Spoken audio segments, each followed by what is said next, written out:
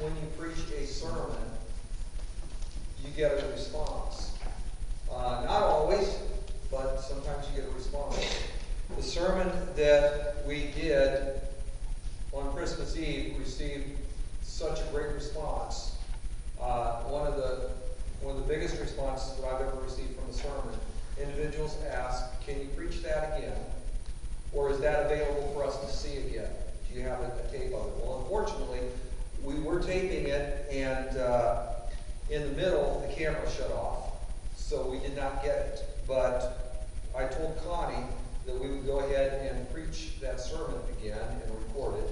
Unfortunately, last Sunday we couldn't because of the snowstorm, so it's kind of been held over. So today, that's what I'm going to do. So if you were here for Christmas Eve, you've already seen this. It's not, it's not one of those Groundhog Day flashbacks or anything like that. Patty, don't leave yet. You might hear something you didn't hear. You never know.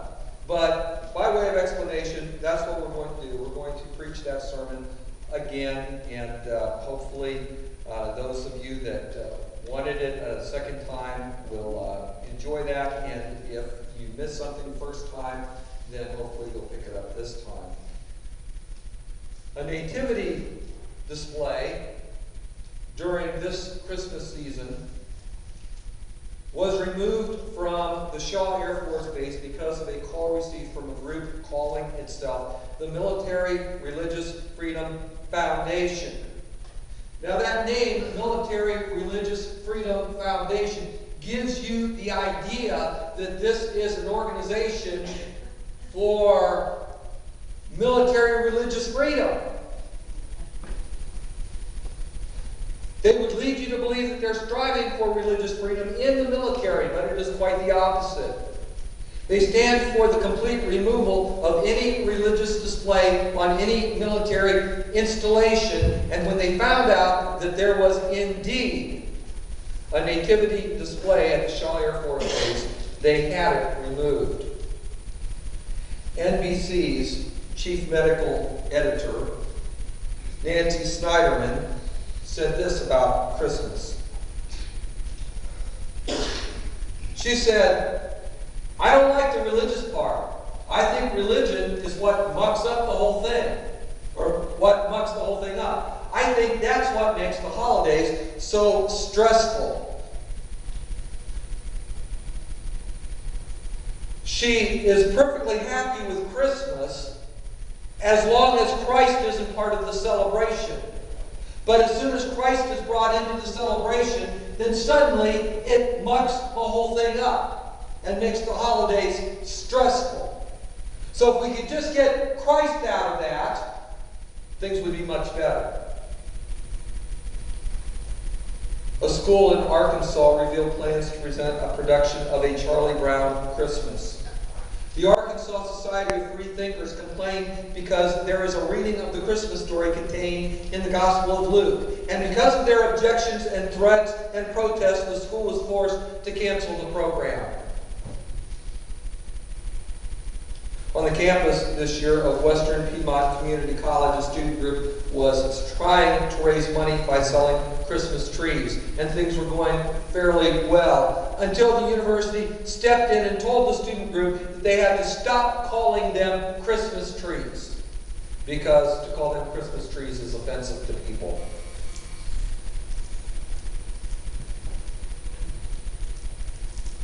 At a school in Hawaii, the annual Christmas concert was canceled because of a threatened lawsuit.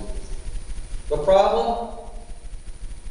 They were offended because the concert was going to be held in one of the local church buildings, much like Fieldcrest High School uses our building for its annual concert. A North Carolina elementary school prevented a first grade student from reading the poem she had written for an assignment. The poem was deemed inappropriate because it talked about her grandparents' faith and their habit of praying to God. A Louisiana State University website posted pictures of their fans at a football game. But before those pictures were posted, The university took great pains to Photoshop out all of the crosses that their students were wearing because they didn't want the crosses seen in the picture. And this year for Christmas, American Atheist President David Silverman had this billboard posted in Times Square. Who needs Christ during Christmas? Nobody. And Christ is crossed out. Let me read the press release.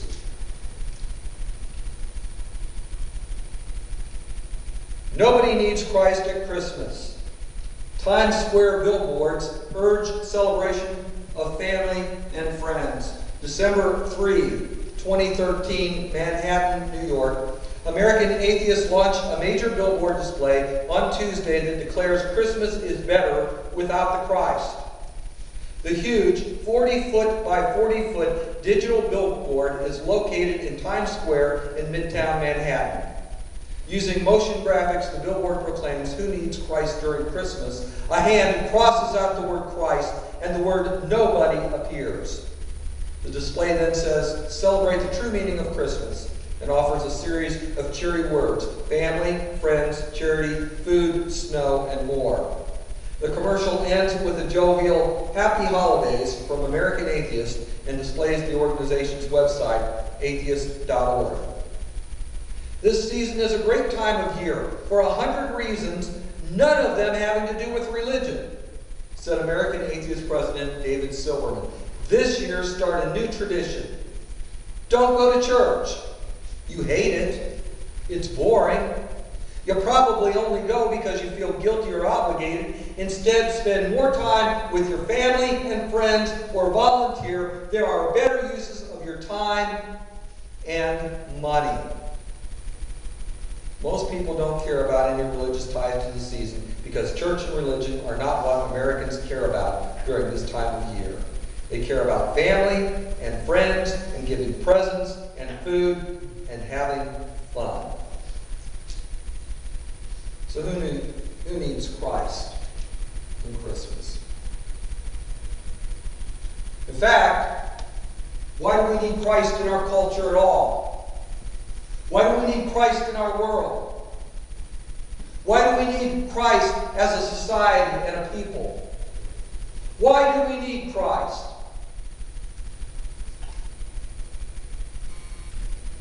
I thought about that. And one of my favorite Christmas movies came to mind. It's a Wonderful Life. You remember George Bailey, played by Jimmy Stewart. He's decided to end his life. There has been a problem at the building and loan. And his uncle has lost all of their money. They're in debt. The accountant has come and he's adjusting the books. The auditor is there. And apparently George is in trouble. He figures out that he is worth more dead than alive to his family. And so he is considering ending his life. An angel, Clarence Oddbody, is sent to help poor George through a difficult moment and prevent him from making a horrible mistake. He tells George, life is precious. And there is a heated exchange between the two of them, and George declares it would have been better had he never been born. And Clarence grants George his wish. George gets to see what life is like had he never been born. Brett, can you grab the lights for me?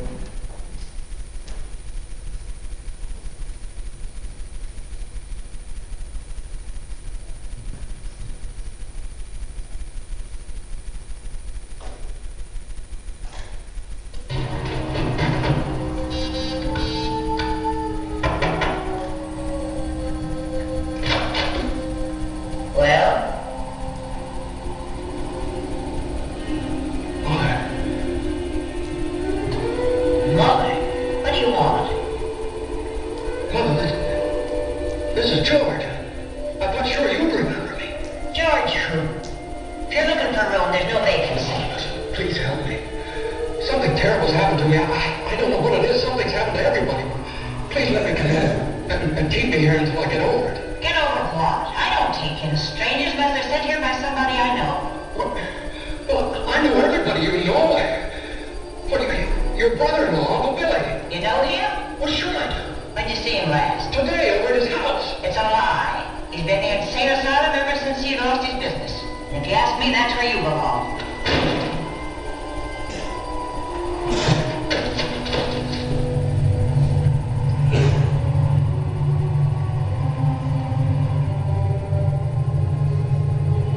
Strange, isn't it? Each man's life touches so many other lives. When he isn't around, it leaves an awful hole, doesn't it? Well, I've heard of things like this. You got me some kind of a spell or something. Well, I'm going to get out of it. I'll get out of it. But I know how, too.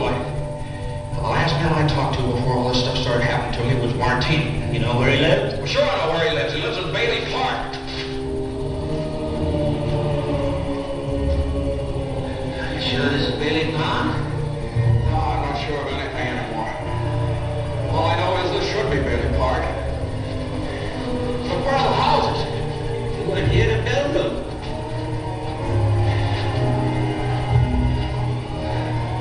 Your brother, Harry Bailey, broke through the ice and was drowned at the age of 9.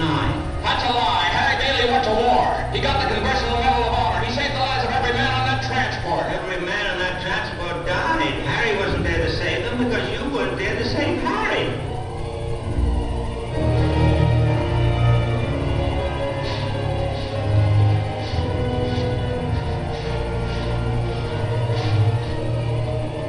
You see, George, you really had a wonderful life. Don't you see what a mistake it would be to throw it away? Clarence. Yes, George? Where's Mary? Oh, well, I can't. I don't know how you know these things, but tell me, where is she? If you know where she is, tell me where my wife is. I'm not supposed to tell. Please, Clarence, tell me where she is. You're not gonna like it, George. Where is she? She's an old maid. She never married. Where's Mary? Where is she? Where is she? She's just about to close up the library. Oh, there must be some easier way for me to get my wings.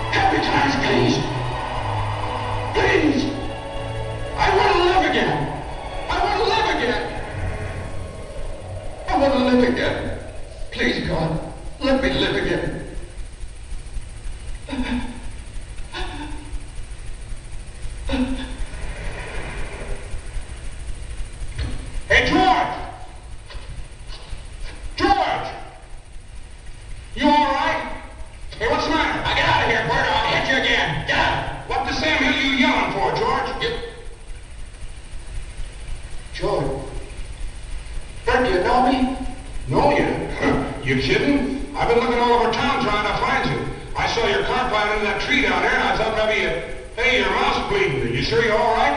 What you...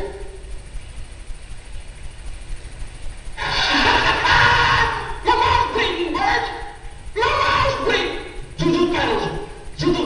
There they are! Bert! What do you know about that? Merry Christmas! Well, Merry Christmas! Merry! Merry! Yay!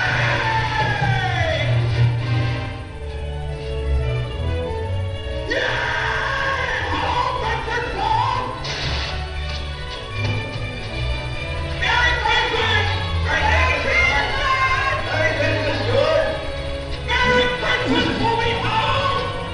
Merry Christmas, Emporium!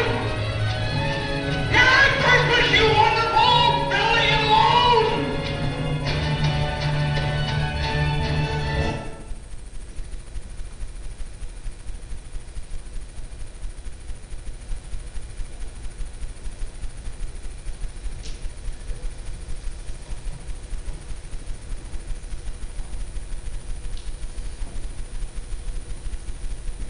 George finds out how his life has touched so many other lives.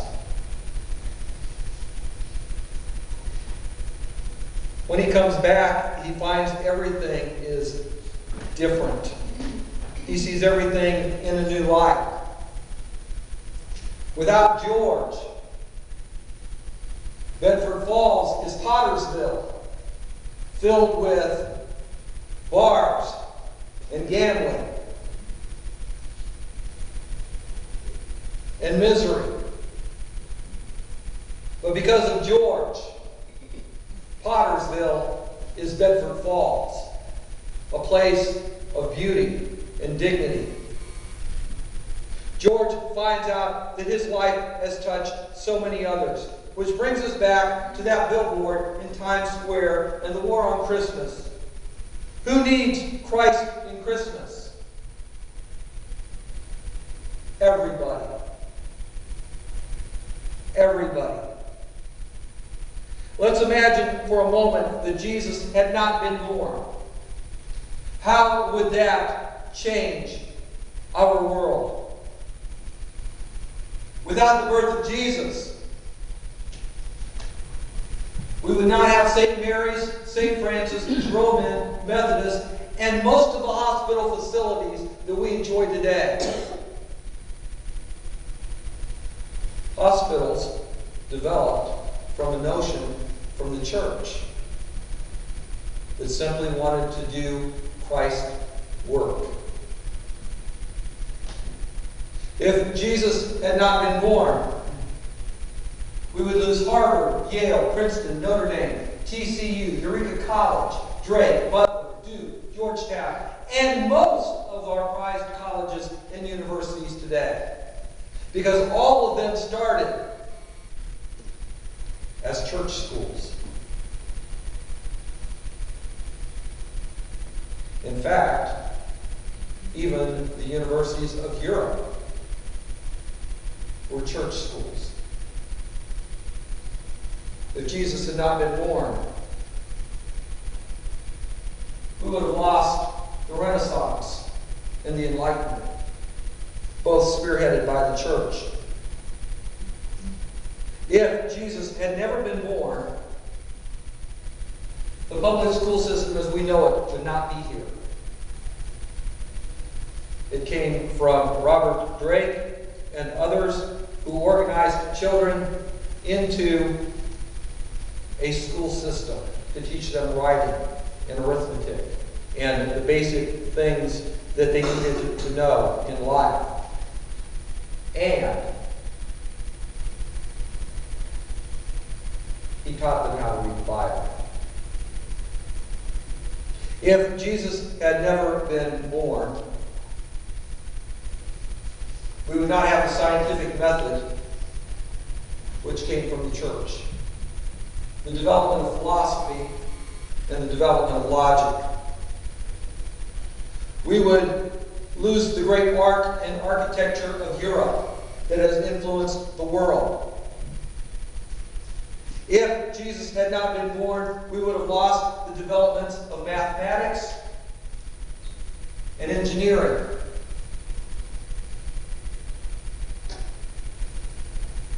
If Jesus had not been born, we would have lost the development of music. Johann Sebastian Bach and others wrote music for the church as an expression of worship. If Jesus had not been born,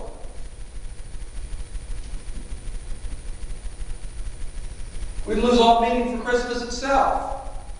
Think about it. If Christmas is just a celebration of family and friends, why not go on a picnic or have a family reunion? It seems to me that would be a whole lot easier than going through Christmas time. Why not celebrate family and friends every day?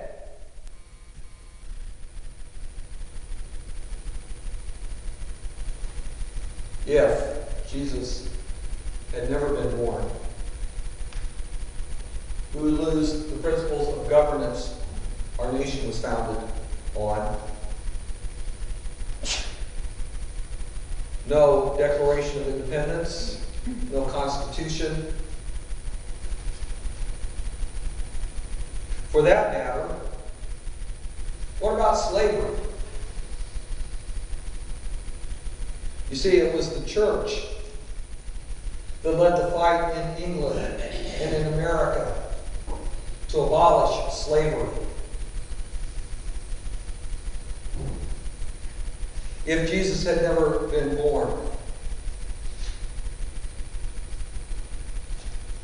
there would not have been St. Nicholas, Santa Claus, that godly man who gave gifts to celebrate the birth of Christ to poor, impoverished children in the community. If Jesus had never been born, we would lose the Christmas tree and Christmas lights, both of which are a celebration of Christianity.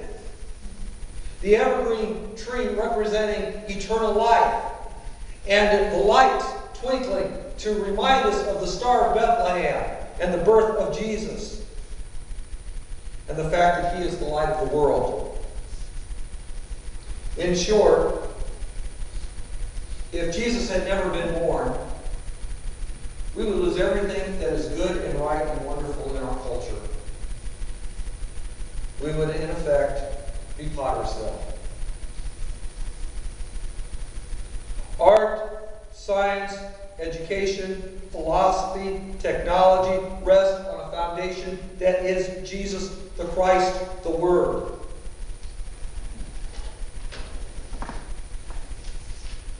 Turn with me in your scriptures to John chapter 1.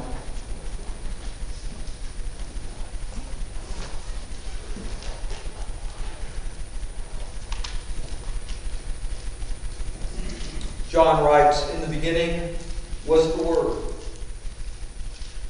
and the Word was with God,